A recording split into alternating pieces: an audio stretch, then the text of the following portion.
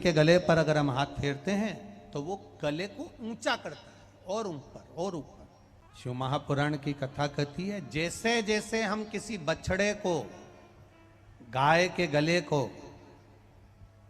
नंदी के गले को, बैल के गले को हम उसके गले पर हाथ फेरते हैं तो वो मुख को ऊपर करता है। उसका कारण केवल एक है। शिव महापुराण में भगवान शिव की कथा कहती है। शिव महापुराण में भगवान शिलाद के पुत्र नंदीश्वर का वर्णन करते हुए कहते हैं कि हे नंदी, मैंने तेरे गले का स्पर्श किया और स्पर्श कर कर तेरे गले के सारे विष को मैंने निकाल लिया, खींच लिया। सुनो नंदी,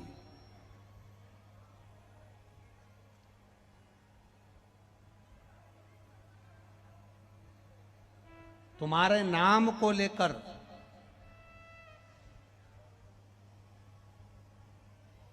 नंदीश्वर महादेव का स्मरण कर कर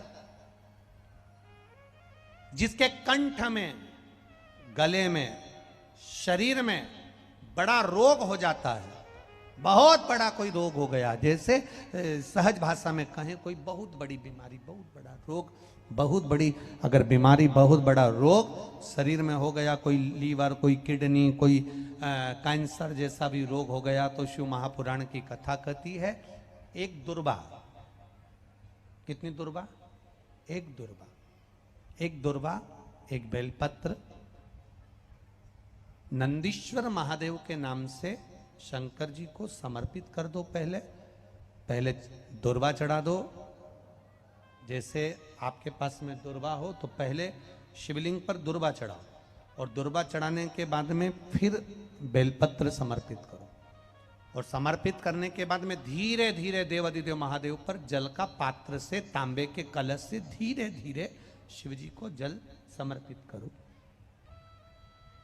धीरे धीरे भगवान शंकर को फिर जल समर्पित करना प्रारंभ। जब आप धीरे धीरे जल चढ़ाना प्रारंभ करेंगे, जल चढ़ाएंगे, धीरे धीरे जल चढ़ाकर उसको दुर्वा बेलपत्र जो चढ़ाई है उसके ऊपर से चढ़े हुए जल को आप लेकर आएंगे। नंदीश्वर शिव जी का नाम लेकर, नंदीश्वर महादेव का नाम लेकर उस जल को किडनी, लीवर, कैंसर जैसे बड़े बड़े रोग जिसके शरीर में हो गए हों उसको मात्र आधे से आधा चम्मच जल भी रोज प्रतिदिन दुर्वा बेलपत्र चढ़ाने के बाद जो चढ़ाया गया जल है उसको लाकर पिलाएंगे। धीरे धीरे बाबा नंदीश्वर का नाम लेकर चढ़ाएंगे तो आराम लगना प्रारंभ हो जाएगा। नंदीश्वर महा पंच बेलपत्र, पंच पुष्प, पंच दुर्वा और पंच पात्र जल,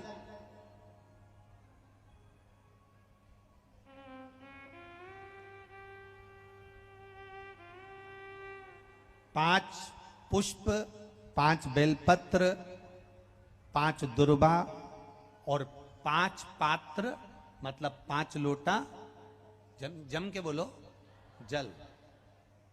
ये कोई साधारण नहीं है। पंच बेलपत्र के साथ, पंच पुष्प के साथ, पंच दुर्वा के साथ, पंच पात्र जल के साथ, ये सहजता नहीं है।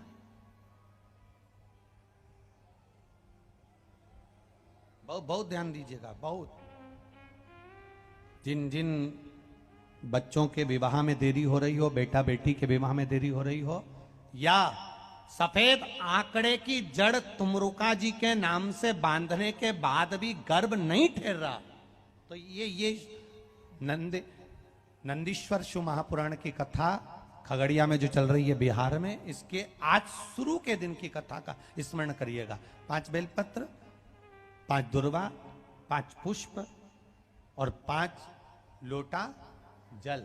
सोमवार के दिन शिव जी के मंदिर में प्रातः के समय पर बाबा को 1 बेलपत्र, 1 दुर्वा, 1 पुष्प, 1 लोटा जल समर्पित कर कर थोड़ी देर रोककर श्री शिवाय नमस्तुभ्यम या पंचाक्षर मंत्र ओम नमः शिवाय स्मरण कर कर, महामृत्युंजय मंत्र का स्मरण कर कर, फिर बेलपत्र, फिर दुर्वा, फिर पुष्प, फिर जल, ऐसा 5 पंच बेलपत्र, पंच दुर्वा, पंच पुष्प, पंच पात्र जल तुम रुका जी का नाम लेकर समर्पित कर कर उस जल का आचमन करिए। 5 सोमवार या 7 सोमवार करिए, बाबा गर्भ अवश्य ठहराएगा और संतान अवश्य हो। तुम रुका जी के नाम का स्मरण ही जीव का आनंद दे जाता है। बोल तुम रुक्रेश्वर महादेव की, नंदीश्वर महादेव की। आपको एक बात कही थी कि जब बहुत ज्यादा टेंशन हो, बहुत तकलीफ हो, बहुत कष्ट हो, बहुत दुख के समय अगर बहुत टेंशन में अगर जीवन निकल रहा हो तो कहां बैठने का कहा था? नंदी के पास में। और क्या देखने का कहा था? शिवलिंग का दर्शन। क्यों कहा, किस लिए कहा? तो नंदीश्वर शिव महापुराण की कथा कहती है, नंदीश्वर शिव महापुराण की कथा वर्णन करती है, जब हम नंदी के पास बैठकर भगवान शिव को एकाग्र चित्त से मौन होकर देख रहे होते हैं,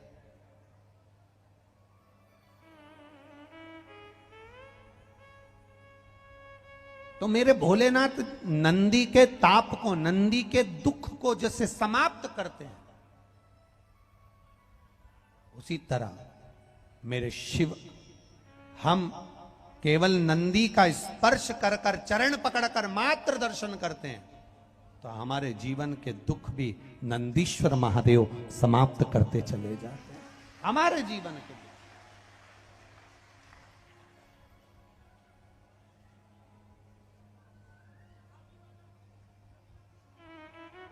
नंदीश्वर महादेव समाप्त। ये शिव तत्व है, ये शंकर यौघड़ी, ये त्रिकालदर्शी कैलाशी की कथा है।